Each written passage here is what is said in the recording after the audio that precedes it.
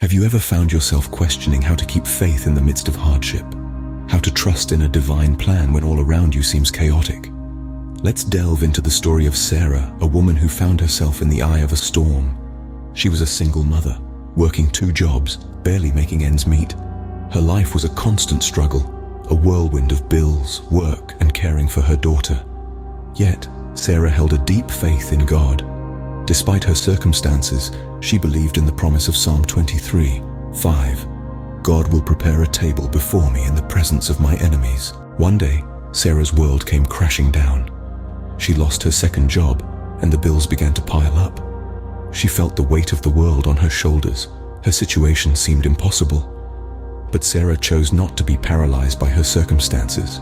Instead, she leaned into her faith. Sarah began to pray. She prayed for strength, for patience, and for guidance. She trusted that God would provide for her even in her darkest hour. She held on to the belief that God was preparing a table for her, a feast in the midst of her enemies. And then, a miracle occurred. Sarah received a call from a company she had applied to months ago. They were impressed with her tenacity and offered her a position, one that provided a stable income, benefits, and enough flexibility to spend time with her daughter. This job was more than she could have ever hoped for. It was a feast laid out before her. Sarah's story serves as a powerful testament to the power of faith and trust in God.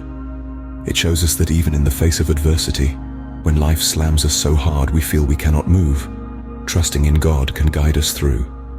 God has a plan for each of us, a table prepared, even when we are surrounded by our enemies.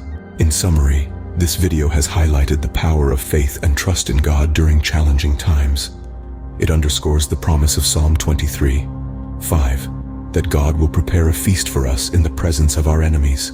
It shows us that no matter how dire our circumstances, we should never allow life to stun us into inaction.